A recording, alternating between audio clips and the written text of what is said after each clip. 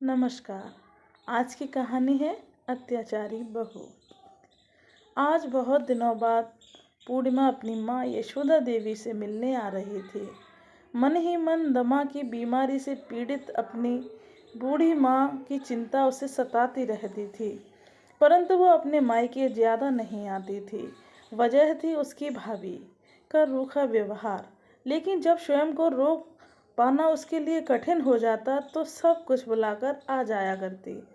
पूर्णिमा का मायका दिल्ली में था और ससुराल गुड़गांव में। उसके मायके में उसकी माँ के अतिरिक्त उसका इकलौता भाई और भाभी थे। पूर्णिमा अपने भाई से 8 वर्ष बड़ी है। उसका एक बेटा है जिसकी उम्र 16 वर्ष है और वहीं विवाह के 5 वर्ष बीत जाने पर भी उसके भाई और भाभी की कोई औलाद नहीं थी। जैसे ही पूर्णिमा ने घर में प्रवेश किया तो चारों तरफ सन्नाटा पसरा हुआ था। उसकी भाभी ज्योति बाहर निकल कर आई तो उसे देखते ही मुंह बना लिया। फिर फीकी हंसी के साथ नमस्ते राम राम की औपचारिकता पूरी की तो पूर्णिमा बोली, भाभी माँ कहाँ है?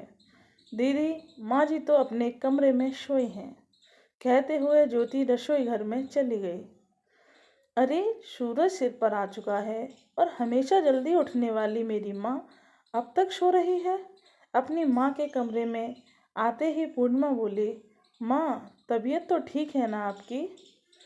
कहते हुए पूर्णिमा ने एकाएक अपनी माँ की ओर देखा। चेहरे पर केवल झुर्रियों का जाल बिछा था और हड्डियां चमड़ी से बाहर निकलने को आतुर थीं। माँ का शरीर बिल्कुल जीर्ण हो गया था। कुछ वर्ष पहले तक माँ को बुढ़ापे में भी चुस्त दुरुस्त थी। न जाने इन 4-5 वर्षों में ऐसा क्या हो गया था कि माँ बिल्कुल बूढ़ी हो गई थी। तभी यशोदा देवी बेटी को देखते ही अपने पोपले चेहरे पर हल्की मुस्कान बिखेरते हुए बोली, हाँ ठीक है बेटी, तू सफ़र से थक कर आई होगी। कुछ चाय नाश्ता लिया या नहीं? लेटे लेटे ही यशोदा देवी कांपते स्वर में बोली तो पूर्णिमा ने अपनी लेटी हुई माँ के माथे पर हाथ रखा। फिर नाड़ी की गति देखी, सब कुछ सामान्य था। अरे क्या हुआ? डॉक्टर की तरह मुझे जांच क्यों रही हो? कहते हुए यशोदा देवी ने मुस्कुराने का असफल प्रयास किया। तभी पूर्णिमा अपनी माँ को देखते हुए बोली, आपकी तबीयत कुछ ठीक नहीं लग रही, क्या बात है? बुढ़ापा है बेटी, अब इस उम्र में तो यह सब लगा ही रहता है। बेटी को आया देखकर यशोदा देवी जैसे ही उठने लगी तो पूर्णिमा उन्हें बाजू से पकड़कर उठने में मदद करने लगी। लेकिन जैसे ही उसने अपनी माँ को हाथ लगाया, उसी समय यशोदा देवी के मुंह से एक चीख निकली और वह दर्द से करहाने लगी। पूर्णिमा यह देखकर हैरान थी कि हाथ लगाने भर से ही उसकी माँ को दर्द कैसे हो सकता है। माँ के विरोध के बावजूद कारण जानने की इच्छा से उसने तुरंत अपनी माँ की बाजू से शॉल हटाई और गौर से देखा तो उसकी हैरानी का ठिकाना न था। पूरी बाजू पर नीले काले निशान पड़े हुए थे। यह कैसे हुआ? पूर्णिमा ने चौंकते हुए कहा। तभी यशोदा देवी ने दरवाजे की तरफ चारों निगाहों से देखा। इससे पहले कि यशोदा जी कुछ बोलती, दरवाजे से ज्योति चाय और बिस्किट लेकर कमरे में आई और तपाक से बोली, अरे कुछ नहीं दी, चलते चलते संतुलन बिगड़ गया था, इसलिए गिर गई थी। कहते हुए उसने यशोदा देवी की बाजू को शॉल से दोबारा ढक दिया और फिर ऐसी निगाह से देखा कि यशोदा देवी की रूह तक कांप गई। अपनी भाभी के जवाब पर पूर्णिमा उसे प्रश्नवाचक निगाह से देखने लगी। इस बात पर यकीन कर पाना उसके लिए मुश्किल था, लेकिन फिर बोली, कोई दवाई नहीं ली क्या? हाँ बेटी, तेरे भाई ने दवाई ला कर दी थी, अब दर्द में भी आराम है। यह बातें अभी चल ही रही थी कि पूर्णिमा का भाई राजेश कमरे के अंदर आया और पूर्णिमा ने उससे पूछा, भाई माँ को इतनी चोट आई है, डॉक्टर को क्यों नहीं दिखाया?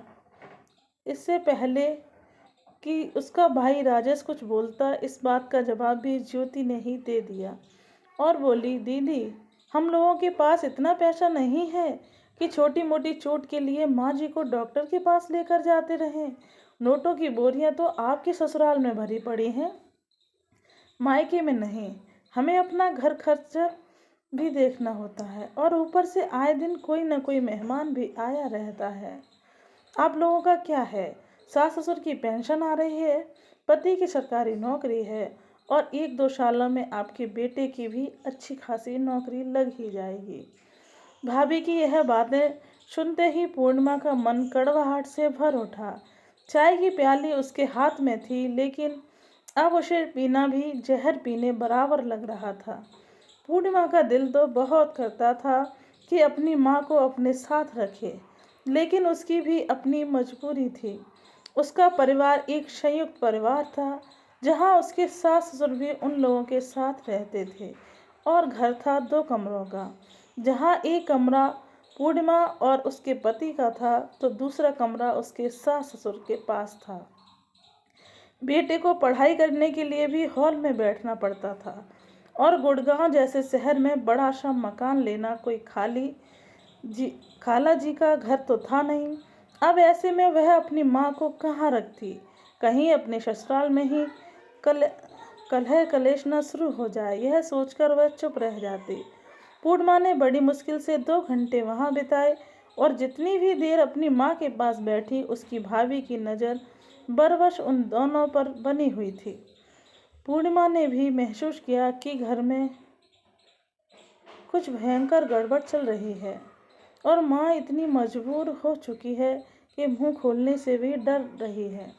भरी आंखों से जब पूर्णिमा अपने घर वापस जाने को उठ खड़ी हुई तो उसका भाई बोला, चलिए दीदी, मैं आपको गाड़ी से छोड़ देता हूँ। और घर से बाहर निकलकर उसने कार स्टार्ट की। उस समय उसकी भाभी ज्योति रसोई के दरवाजे पर चौखट का सहारा लेकर खड़ी थी। जैसे ही पूर्णिमा दरवाजे तक पहुंची, तभी पीछे से उसकी भाभी ज्योति के भुन बनाने की आवाज़ आई। मेहमान है तो मेहमान की तरह बन कर रही है, ज़्यादा दखल देने की ज़रूरत नहीं है हमारे घर में। अपमान का कड़वा घूंट पीकर पूर्णिमा डबडबाई आंखों लिए घर से बाहर निकल आई। दिल्ली से गुड़गांव के सफ़र में दोनों भाई बहन कुछ समय तो बिल्कुल चुप रहे। फिर कुछ झिझक कर पूर्णिमा बोली, भाई एक बात पूछूं, जब माँ को चोट आई थी तो क्या तुम उस वक्त घर पर थे? नहीं नहीं। तो लेकिन आपने ऐसा क्यों पूछा? भाई मुझे नहीं लगता कि माँ को वो चोट गिरने से आई है। लेकिन दीदी, मैंने माँ से पूछा था कि आखिर हुआ क्या था, लेकिन माँ ने केवल इतना ही कहा कि वो गिर गई थी, इस कारण चोट आई है। लेकिन मुझे शक है कि बात कुछ और ही है और माँ किसी डर के कारण कुछ भी बताने से घबरा रही है। तुम्हारी पत्नी के व्यवहार से तो सब भली भांति परिचित हैं। पूर्णिमा की बात सुनकर राजेश चेहरा बिगाड़ते हुए बोला, दीदी अब आप बात का बतंगड़ मत बनाइए। पहले ही बड़ी मुश्किल से जिंदगी पटरी पर आई है। पहले ही सास बहू के झगड़े के कारण मैंने बहुत कुछ झेला है। आपको सब कुछ मालूम तो है कि ज्योति ने छोटी सी बात पर दहेज का ऐसा झूठा केस बनवाया था कि हम लोगों को हवालात की सहर भी करवा दी। क्या कुछ नहीं झेला मैंने पिछले कुछ वर्षों में। उन सब बातों को याद करके मैं आज भी कांप उठता हूँ। लेकिन दीदी, अब मैं चैन से जीना चाहता हूँ। भाई की बात सुनकर पूर्णिमा ने उसे कुछ ना कहना ही मुनासिब समझा, लेकिन मन ही मन बहुत से विचार चल रहे थे। उधर अपने पति और ननद के घर से बाहर निकलते ही ज्योति अपनी सास के कमरे में आई और यशोदा देवी को बाजू से पकड़कर जोर से झकझोर दिया। चोट के कारण यशोदा देवी के मुंह से जोर की चीख निकली।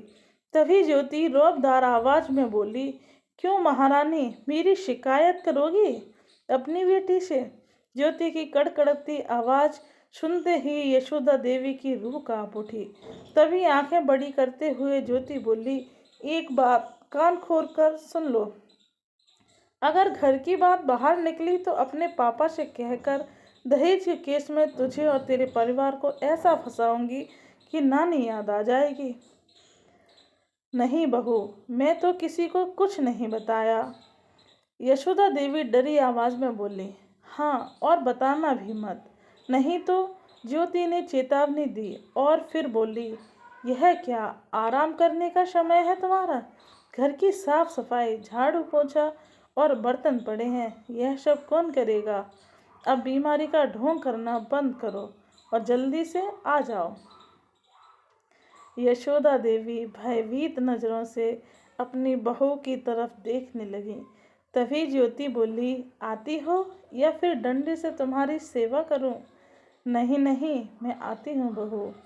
यशोदा देवी कांपते हुए बोली और हिम्मत ना होते हुए भी जल्दी जल्दी उठ खड़ी हुई और सारा काम करने लगी।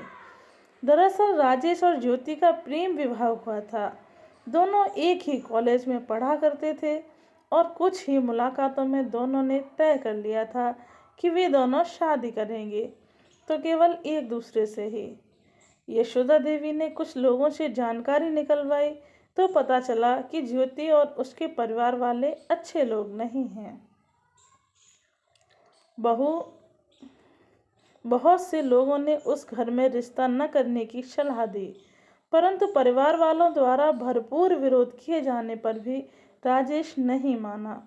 उधर ज्योति ने भी जिद ठान ली कि वह शादी करेगी तो केवल राजेश से। आखिरकार परिवार वालों को उनकी जिद के आगे झुकना ही पड़ा और ज्योति इस घर में बहू बनकर आ गई। राजेश चाहता था कि उसकी शादी के बाद उसकी माँ को पूरा आराम मिले और उसकी पत्नी घर का सारा काम संभाले, लेकिन ज्योति को न तो घर के काम करना पसंद था और न ही घर में रहना। कुछ समय तक वो संस्कारी और आदर्श बहू होने का दिखावा करती रही, लेकिन धीरे धीरे उसने अपना रंग दिखाना शुरू कर दिया। अब तो आए दिन पार्टियों में जाना और फिजूल खर्ची करना ही उसकी आदत बन गई थी। अक्सर राजेश के काम पर जाने के बाद वह घूमने फिरने निकल जाती थी और शाम तक ही घर पर वापस लौटकर आती थी और जब घर पर ही रहती थी तब भी कोई जिम्मेवारी नहीं संभालती थी। यशोदा देवी जब इस बात के लिए अपनी बहू को समझाने की कोशिश करती तो ज्योति उल्टा उन पर ही बरस पड़ती और जब उन्होंने अपने बेटे को बहू की शिकायत की तो उन दोनों में ऐसा झगड़ा हुआ कि क्रोध की अधिकता में राजेश ने अपनी पत्नी के मुंह पर 2-4 तमाचे जड़ दिए।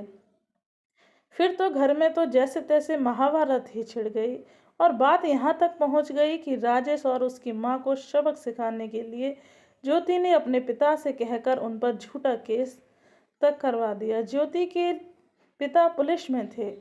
बस फिर क्या था, दहेज की मांग, घरेलू हिंसा और मारपीट के अंतर्गत माँ और बेटे को ऐसी ऐसी धाराओं में लपेटा गया जिसमें पुलिस रिमांड भी बनता था।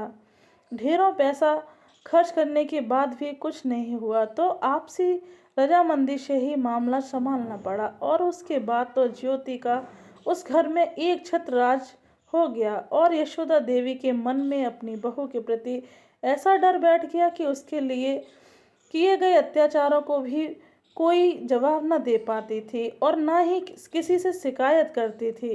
अपनी बहन पूर्णिमा को उसके घर छोड़ने के बाद जब शाम तक राजेश घर पहुंचा तो उस समय ज्योति घर पर नहीं थी, शायद बाजार गई। ये सोचकर राजेश माँ के कमरे में चला गया।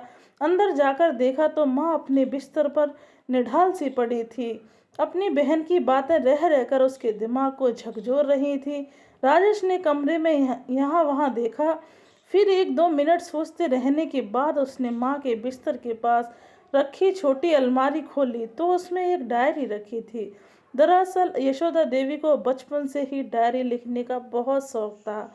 अपनी जिंदगी की हर छोटी बड़ी घटना डायरी में लिखा करती थी।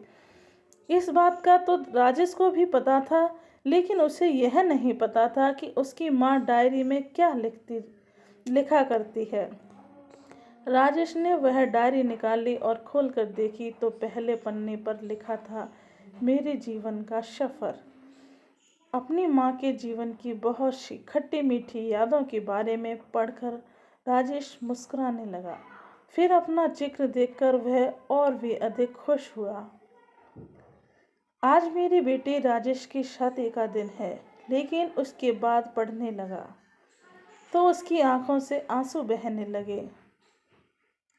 आगे आने वाले पन्नों पर यशोदा जी ने बहू द्वारा उन पर किए गए हर एक अत्याचार का उल्लेख किया हुआ था, जिसे पढ़कर राजेश के रोंगटे खड़े हो गए और आंखों से अश्रुधारा बहने लगी। आज बहू ने मेरी सिर पर डंडे से वार किया, मेरे मुंह पर गरम चाय दे मारी, मेरे बाल नोच डाले। हे ईश्वर, हमें बचा लो इस अत्याचारी बहू के चंगुल से। राजेश यह सब पढ़कर स्तब्ध रह गया और अपने कमरे में आकर डायरी को सीने से लगाकर बहुत रोया। उसके दिल को किसी भी तरह से चैन नहीं मिल पा रहा था। जिस माँ से वह इतना प्यार करता था, उस माँ ने उसके कारण इतने अत्याचार सहे हैं, यह सोच सोच कर ही उसके रोंगटे खड़े हो गए थे। उसके दिल के टुकड़े टुकड़े हो चुके थे। सोचने लगा, सुबह से लेकर रात तक मैं अपने काम में इतना व्यस्त रहता था कि मुझे मालूम ही नहीं था कि यह जालिम औरत मेरी माँ के साथ इतना बुरा व्यवहार कर रही है। तभी बाहर से गेट खुलने की आवाज़ आई। ज्योति के आने की आहट सुनकर उसने डायरी को छुपाया और फिर अपने आंसू साफ करके जैसे तैसे स्वयं को संयत किया। उसका एक दिल तो किया कि अभी जाकर इस औरत का गला दबा दूं, लेकिन उसने समझदारी से काम लेना ही उचित समझा। अगले दिन काम पर जाने के लिए जब राजेश बाहर निकला तो उसने सबसे पहले अपनी बहन को फ़ोन किया और रोते हुए माँ की डायरी में लिखी हर बात का जिक्र किया। यह सब सुनकर पूर्णिमा की आंखों में खून उतर आया। वह स्वयं को संभाल नहीं पा रही थी। उसके हाथ से रिसीवर छूटकर नीचे गिर गया और वह धम्म से जमीन पर बैठ गई। पूर्णिमा के बेटे सोनू ने जब अपनी माँ की यह हालत देखी तो हैरान रह गया। माँ, आखिर हुआ क्या है? 16 वर्ष के सोनू ने कारण जानने के उद्देश्य पूछा, लेकिन पूर्णिमा तो खुद को कुछ कहने की हालत में नहीं पा रही थी। फिर थोड़ी देर बाद कुछ संभल कर उसने अपनी माँ यानी कि सोनू की नानी पर होने वाले हर अत्याचार की बात अपने बेटे को बताई। यह बात सुनकर सोनू भी हैरान था। फिर बोला, माँ, इस समस्या का हल है मेरे पास, लेकिन बेटा किसी पुख्ता सबूत के बिना कुछ किया ही नहीं जा सकता। तुम नहीं जानते, इससे पहले भी वह तुम्हारे मामा और नानी को जेल की हवा खिला चुकी है। अरे माँ, आप चिंता मत करो, सारे सबूत मिल जाएंगे। बस जैसा मैं कहता हूँ वैसा करते जाओ। बेटे की बात सुनकर पूर्णिमा भी आश्चर्य हुई और उसने अपने भाई को फ़ोन करके सारे प्लान के बारे में बताया।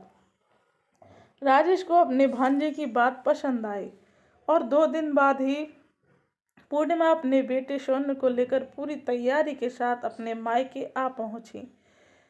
पूर्णिमा को फिर से वहां देखकर ज्योति चौंक गई। क्यों दीदी, 4 दिन में ही अपनी माँ की इतनी याद आ गई कि फिर दोबारा यहाँ आ धमकी? व्यंग कसते हुए ज्योति ने पूर्णिमा को तिरछी निगाहों से देखा तो पूर्णिमा बोली, वह क्या है ना कि सोनू के पापा 2 दिन के लिए बाहर गए हैं और सोनू का बहुत दिल था नानी से मिलने का, तो हम चले आए। और भाभी, इस घर में हमारा इतना हक तो बनता है ना? हाँ हाँ, क्यों नहीं, फीकी मुस्कान के साथ ज्योति बोली और नजरें तरेरते हुए अपने कमरे में चली गई। रात को राजेश घर लौटा तो अपनी पत्नी ज्योति से बोला, ज्योति, कल मेरी ऑफिस की छुट्टी है, तो क्यों ना कल हम कहीं बाहर घूमने चलें? और वैसे भी माँ का ख्याल रखने के लिए तो यहाँ दीदी हैं। ज्योति को तो जैसे कोई मौका चाहिए था बाहर घूमने का। यह सुनते ही वह बहुत खुश हो गई और अगले दिन ही दोनों घर से निकल गए। पूर्णिमा और सोनू के पास केवल शाम तक का समय था। सोनू इंफॉर्मेशन टेक्नोलॉजी का एक दक्ष विद्यार्थी था। मामा मामी के जाने के पश्चात उसने तुरंत अपने बैग खोला और उसमें से सारा सामान निकालने लगा और सीसीटीवी कैमरा लगाने की तैयारी करने लगा।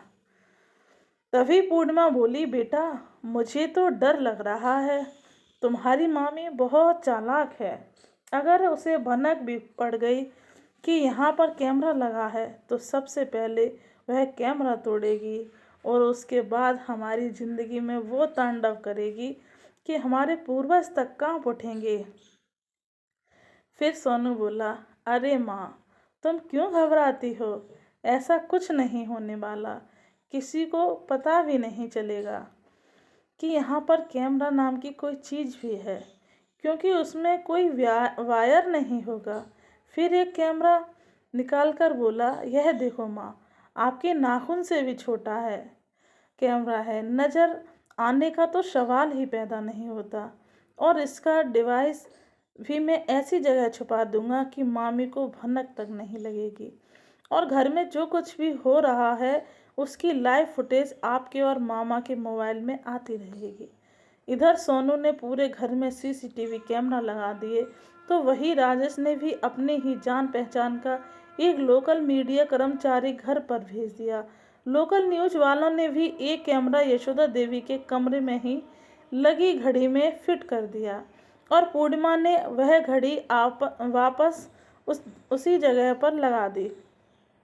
यशोदा देवी यह सारा नज़ारा प्रश्नवाचक निगाह से देखती जा रही थी। तभी सोनू बोला, नानी, हमने यहाँ कैमरा लगाए हैं, अब मामी जी को कुछ भी करेगी कैमरा में रिकॉर्ड हो जाएगा, जल्दी ही सब कुछ अच्छा हो जाएगा।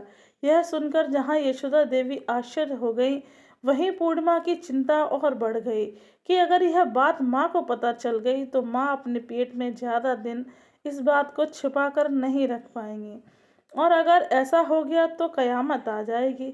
रात के समय राजेश अपनी पत्नी ज्योति के साथ वापस लौटा। वे दोनों खाना बाहर से ही खाकर आए थे, इसलिए ज्योति अपने कमरे में सोने चली गई। पूर्णिमा भी खाना बनाकर सबको खिला चुकी थी। आज बहुत समय बाद यशोदा देवी को सुकून से खाना खाने को मिला था।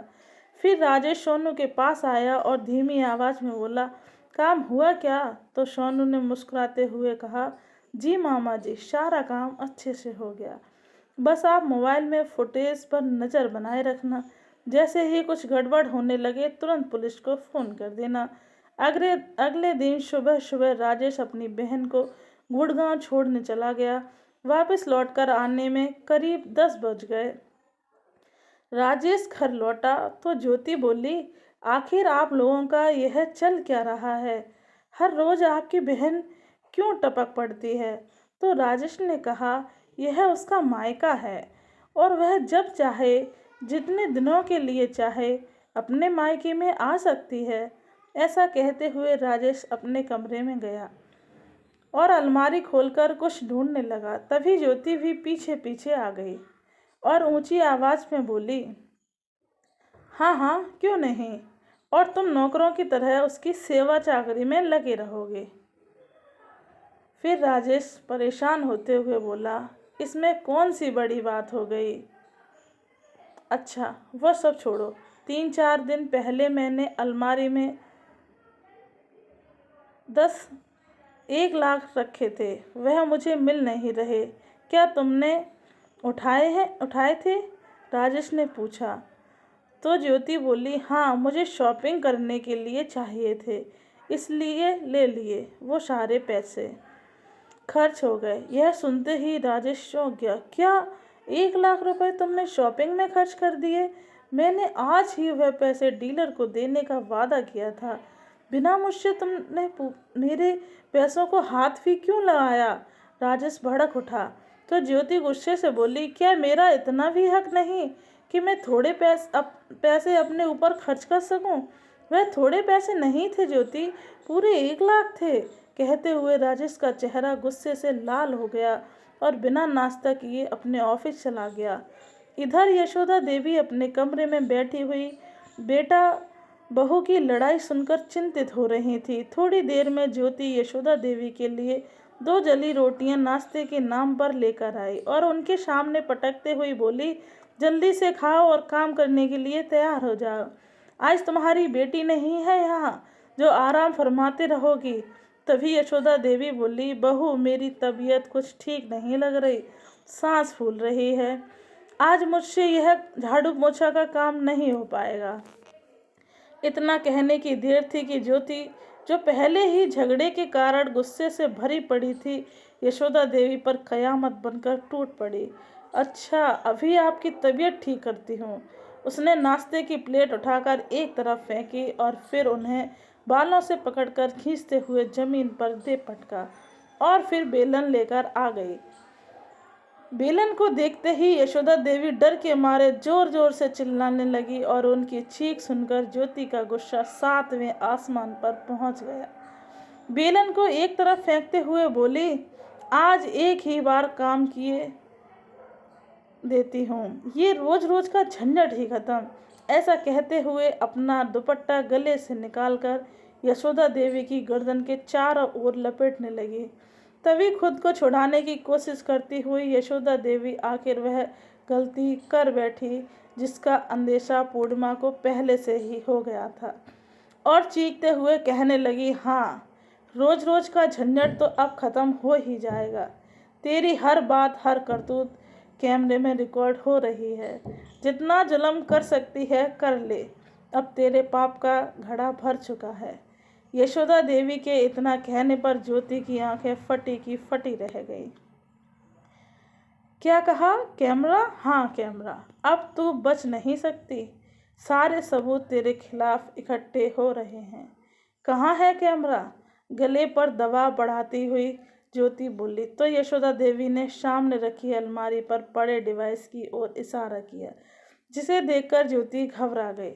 फिर बोली, अच्छा, तो यह सब करने के लिए आई थी तेरी बेटी यहाँ पर? लेकिन उसकी यह चाल मैं कामयाब नहीं होने दूंगी। ऐसा कहते हुए उसने जल्दी से अपने पिता को फ़ोन किया और आने को कहा। कैमरे का डिवाइस और सारी तारें खींचकर देखा और फिर थोड़ी ही देर में अपने सब इंस्पेक्टर पिता के साथ मिलकर ज्योति ने सारी तारें निकाल कर डिवाइस को पूरी तरह से चकनाचूर कर दिया। बाप बेटी अपनी सफलता पर बहुत खुश थे, लेकिन उन्हें यह मालूम नहीं था कि सारी फुटेज पहले ही राजेश के मोबाइल में रिकॉर्ड हो चुकी हैं और वहाँ एक कैमरा अब भी है जो कि पूरी तरह से काम कर रहा है, जिसकी जानकारी यशोदा जी को भी नहीं थी। लोकल न्यूज़ के फेसबुक पेज पर यह सारी की सारी घटना लाइव दिखाई जा रही थी, जिसमें ज्योति और उसके सब इंस्पेक्टर पिता की सारी हरकतें लाखों लोग देख रहे थे। क्योंकि मामला सब इंस्पेक्टर से जुड़ा था, इसलिए एसपी साहब को भी इस मामले पर संज्ञान लेना पड़ा। इससे पहले कि वे दोनों बाप बेटी यशोदा देवी को कुछ और हानि पहुंचा पाते, लोकल न्यूज़ रिपोर्टर और एसपी साहब की टीम के साथ राजेश वहां पहुंच चुका था। घटनास्थल पर पहुंचकर देखा कि यशोदा देवी एक कोने में दुबक कर बैठी हुई थी और डर के मारे सिसकियां ले जा रही थीं। एक जगह पर वेलन पड़ा हुआ था तो दूसरी जगह पर कैमरे का डिवाइस चकनाचूर हालात में पड़ा था। कैमरे की हर चीज़ जमीन पर बिखरी हुई थी। ज्योति और उसके सब इंस्पेक्टर पिता को हिरासत में ले लिया गया। आज उसके खिलाफ इतने कड़े सबूत इकट्ठे हो गए थे कि जिस पिता की बल पर वह आज तक हरकतें करती आई थी, वह पिता भी कुछ नहीं कर सकता था। अपनी बेटी को बचाने के लिए थोड़ी ही देर में पूर्णिमा भी वहां पहुंच गई। अगले 2 घंटे में ही इस अत्याचारी बहू की सारी करतूत लगभग हर चैनल पर प्रसारित हो रही थी। अत्याचारी बहू की यह वीडियो इतनी वायरल हुई कि देश के सभी न्यूज़ चैनल्स ने इस खबर को दिखाया। 2 दिन बाद ज्योति के पिता को पुलिस की नौकरी से सस्पेंड कर दिया गया और ज्योति और उसके पिता को हिरासत में लेकर कोर्ट केस चलाया गया और इस दौरान यशोदा देवी का भी बयान लिया गया और आस पड़ोस के लोगों से भी पूछताछ की गई।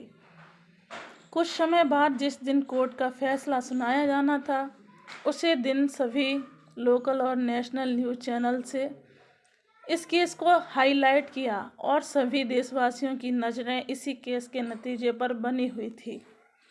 सभी सबूतों और बयानों के आधार पर कोर्ट का नतीजा आया तो ज्योति को इस घिनौने काम के लिए उम्र कैद की सज़ा सुनाई और उसके पिता को पुलिस की नौकरी का गलत फ़ायदा उठाने और साथ ही सबूत मिटाने की कोशिश करने के जुर्म में 10 वर्षों की जेल की सज़ा सुना दी गई। और इस फैसले के साथ ही सारा कोर्ट रूम तालियों की गड़गड़ाहट से गूंज उठा। सभी देशवासियों ने कोर्ट के इस फैसले की सराहना की। एसटीसी आज सोनू की सूझबूझ और समझदारी से न केवल यशोदा देवी को अपनी बहू की अत्याचारों से मुक्ति मिली थी, बल्कि राजेश को भी अपनी जालिम पत्नी की गुलामी से आज़ादी मिल गई थी। आपको कहानी कैसी लगी? अच्छी लगी हो तो प्लीज़ कमेंट में अपनी राय ज़रूर बताएं। मेरी वीडियो देखने के लिए बहुत बहुत धन्यवाद। Thanks for watching.